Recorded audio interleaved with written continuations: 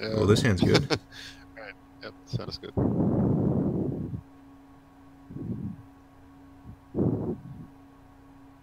Okay. Well, it's Retron. Tron, but at least you have a good hand against Tron.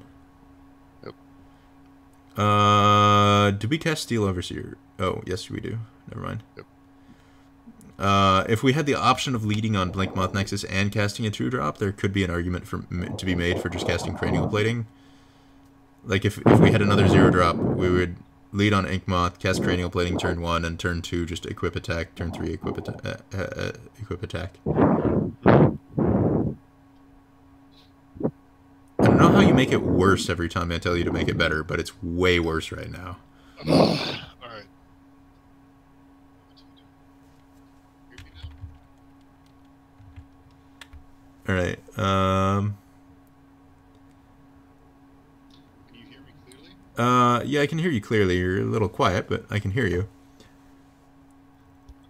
Okay. Let me reposition it. Alright, Okay. that's optimal volume. Alright, perfect.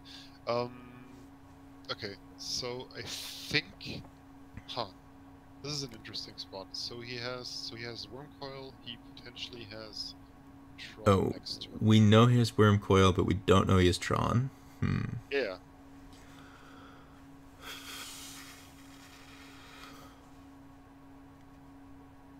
I mean, you could set yourself up for, is that an infect kill next turn? 6 artifacts plus 2 is plus 3, 9. So if you drew another land...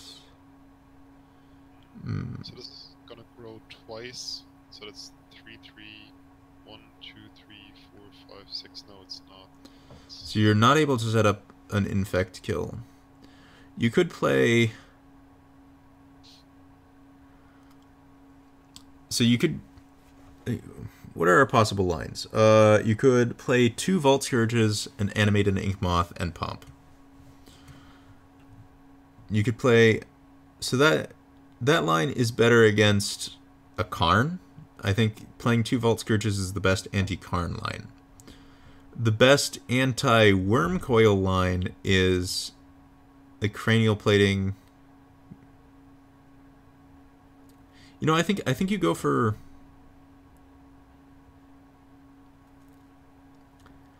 I think you go for Cranial Plating and Vault Scourge. Because that doesn't set you up to get blown out by a way to kill your Ink Moth Nexus. You get the Cranial Plating in play, which is your biggest source of damage, so it leaves you open to drawing a land and having an infect kill next turn. Because having the Vault Scourge is the same as having an extra +1/+1 counter on the Ink Moth, since you're planning on having the Cranial Plating in play.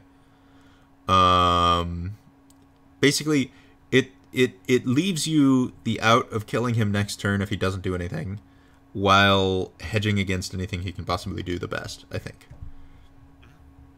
Yep, I agree. Let's try this.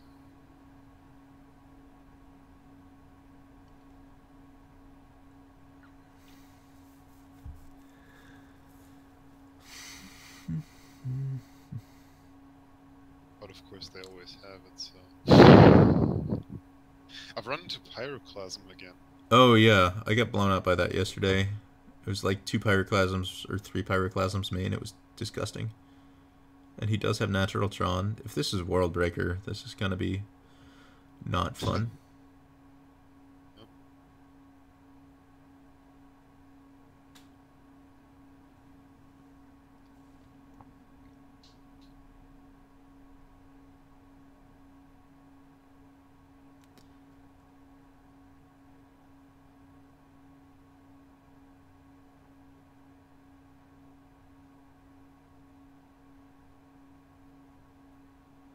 I don't think you're beating a World Breaker. Probably not. Oh good, It's just Karn. it's just a Karn. It's just Karn. Alright. Yeah, I mean, it always just It's really depends on obnoxious, what... but Yeah.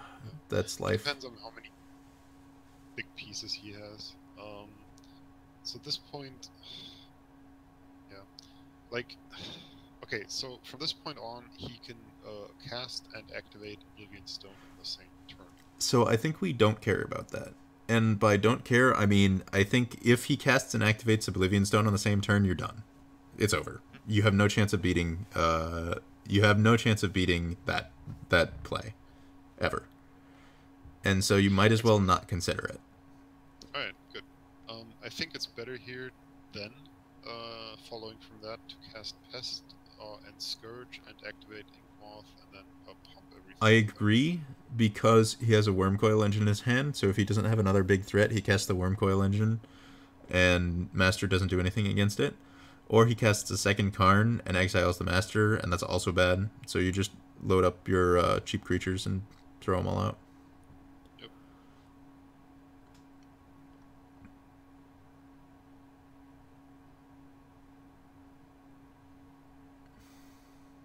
Alright, send this. One at Karn and one at him. Yep.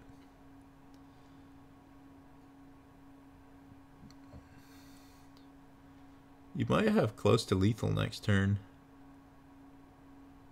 Yep. But they always have it. Oh no. Sorry, you can't get in with the Mem Knight. You don't have close to lethal. Yep. Let's see. Alright, yes. 8 mana. So he cannot activate and cast O-Stone. Yeah, you can. Oh, he can. 3 to play, So, 5 to activate. Yeah. Never mind. That was guaranteed anyway.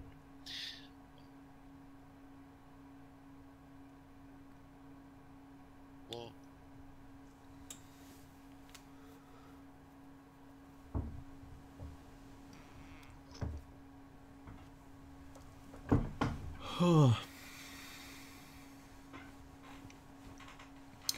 So let's see. You attack for, assuming he plays Worm Coil, you attack with the things that have flying. You play the Master, attack with the things that have flying.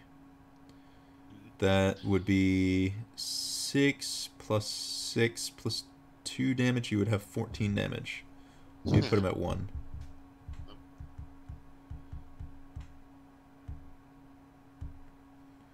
Let's see what he does. Chromatic Sphere. Okay, so that. Well, it is really.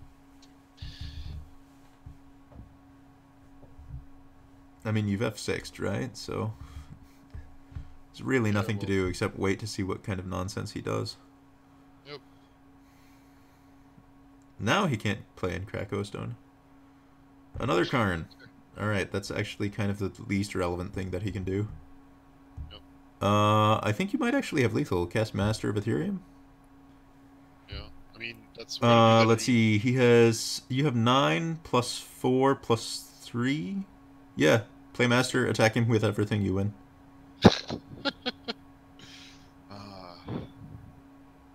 Yeah, Karn is not actually the greatest against Affinity. Like, it's just not. Alright, well, Etch Champion's gone. So there's a few easy cuts in Etch Champion and Galvanic Blast, and a few easy things to bring in Ancient Grudge and Thoughtseize. I'm actually, I know that your plan is to bring in Blood Moon against them. Yep. I'm actually, like, we can do that. I'm actually not sure whether this I don't know if you need 3 Blood Moons, but I think you do want, like, 2. Yeah. I think that's a pretty clean swap, what you're proposing right there. Yep. Like, the trade-off is basically your Blood Moon, like, turning them off Tron versus... turning off your manlands. Yeah. Turning off your manlands, yeah, which is also relevant when Ravager dies, because when they activate O-Stone, O-Stone doesn't actually kill Inkmoth and Blinkmoth Nexus even if they're activated, yeah. as opposed to so different sweepers. I find why I like Blood Moon is that you force them to get to 5 land drops before they can activate O-Stone. And so they are also not able to cast and activate O-Stone in the same turn until they have 8 land drops if you have a Blood Moon.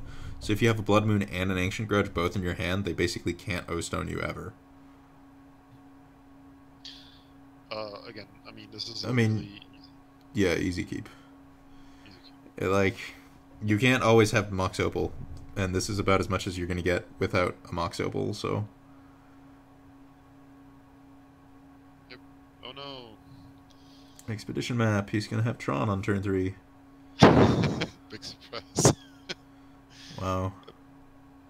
What a shocker. Yep. Yep, there we go. Alright, so what do we want to draw? We want to draw Thoughtseize, I think. But, draw Cranium Plating. So you lead on Overseer, right? Yeah, there's no reason not to. Yeah. And then he plays Karn and activates it, exiling Overseer, and then you play Cranial Plating and kill the Karn, and then he plays another Karn and kills your Cranial Plating, and you play another Cranial Plating, kills a second Karn, and then he plays the third Karn and kills your Cranial Plating, and you're just like, fuck this stupid deck. What is this bullshit? Yep. Something like that. Alright, incoming Karn.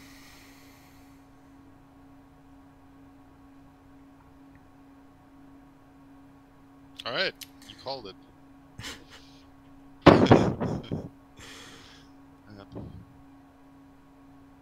Oh, this is great. Let's see how many artifact. Yeah, we can play the Ink Moth. You play the Ink Moth, play the plating, and kill the Karn. Yep. Let's see how much of my prediction comes true. Does he have the second Karn?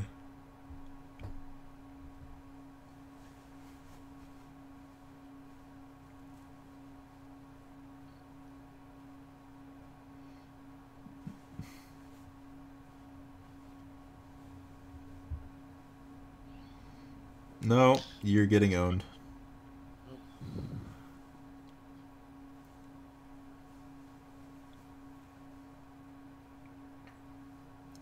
So activate Ink Moth and attack him. Yep.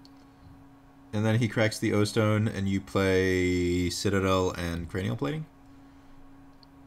Seems reasonable. I mean, you could conceivably play the Citadel first if you think that single point of damage incentivizes him to blow the O-Stone more, but I don't think that really makes a difference. So, I'm just going to attack like this. Actually, do you have a reason to not play the Citadel? Well, I mean, it reveals that we can potentially cast another powerful 2-drop, but I suppose. I'm actually not sure what's more valuable, concealing another. Like, I feel like he's definitely going to crack the O-Stone and not take, 6 damage. I agree. So that means we just play the Citadel.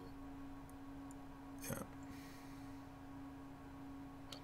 I mean, if he doesn't crack the O-Stone, then you just don't cast a spell and say, well, if you're gonna just take 6 damage, I kill you in a couple turns.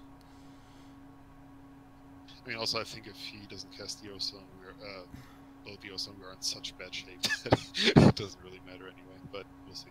Oh, no, if he doesn't crack the O-Stone, if he just sits there and takes 6 damage and then passes the turn by not doing anything, alright, like, you can... Well, what I mean is he would have to be extremely self-confident in... oh, I see what you're saying. That's fair. Well, we've dealt with a Karn and an O-Stone. It is possible that he starts to run out of threats. Yep. Not likely, but it is possible. Okay. This is going to be a Ghost Quarter. Yep. Okay, I mean, that's perfectly acceptable. Like, you can have a Ghost Quarter. And you can have a Chromatic Sword. Well, the point about Ghost Quarter is that our best clock was the Ink Moth. And goodbye Cranial Plating. Right, yeah. Yeah, but I mean, that's better than, a really big threat. But yeah, we'll see. If we draw a Shatter... We do. Sometimes I love just, like, calling the top of my deck 5 seconds before I do it. I do it really often, and it's always fun. Nice. Alright. Yeah, you shatter the Needle, and you equip an attack to with the Blink Moth. Yep. And the reason you don't do the Ink Moth is because you incentivize him to kill the Blink Moth, which is the one you don't want. I'm sure you're aware of that, but for people who don't play as much... Yep. Force them to kill the thing you don't want. So that the thing you do want is alive at the end of their removal.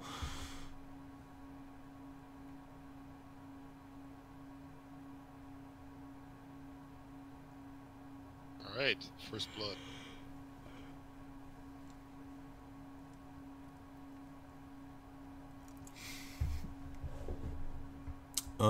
This abodes poorly for you if he's got something super expensive and nasty. Yep. Alright, you're done. That's the game. Yep. Yeah. Should we just concede? You Like, can't beat they- it. You're done. There's no way to beat the World Breaker. World Breaker is really, really good against Affinity. Yep. You have there are no good answers to it. I guess if you're one of those people that likes Dispatch, there's an okay answer, but I hate Dispatch so much. It's such a bad card. Alright, this is a very... Well, Oh yeah, it's a very- that hand is excellent. You have a turn 1 cranial plating.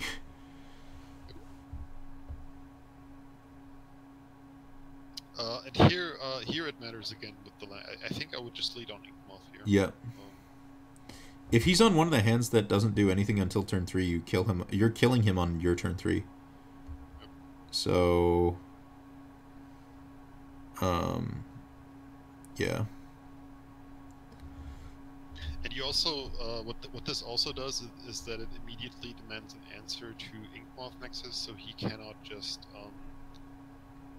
invest his time into searching for stuff. Though I suppose he could conceivably have I think you play. Dismember. Yeah, he could have Dismember. I think you play Citadel, Cranial Plating, equip Cranial Plating to Ornithopter and attack for a bunch. Yep. Seems right.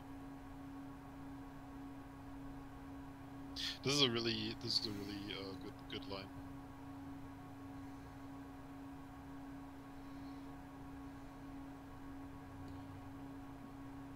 I mean, hell, you're actually just threatening lethal off the Ornithopter, right?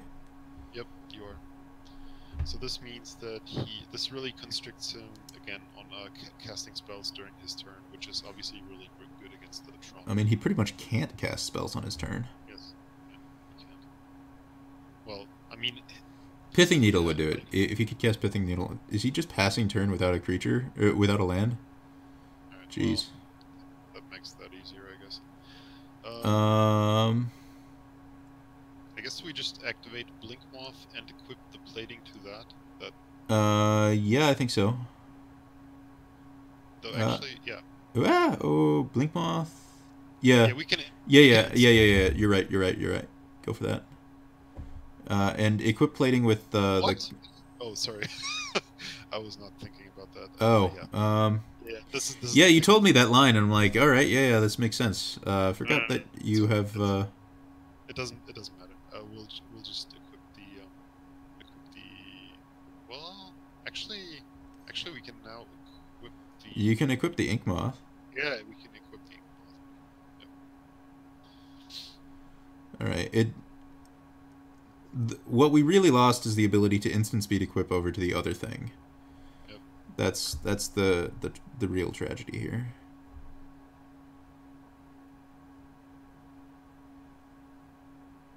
Alright, so he does have Dismember. Alright. Well, But he has to. Well, he dismembers that, and then takes 8 and goes to 2. He's gonna need something real sweet to not die from 2 life when he's facing down our board. I think he's pretty done.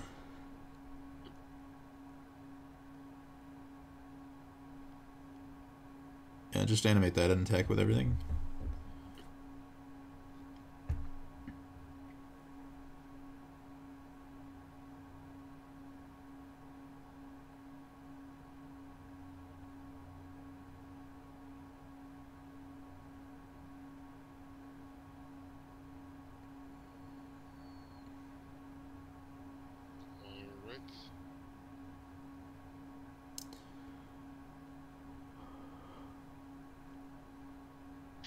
Alright. Well, Alright, we got there. Got a treasure chest. Alright. Yeah, I mean, so we lost 2 Lantern and blue-red. Lantern and Twin. Yep. twin this twin. Okay. All right, fair enough.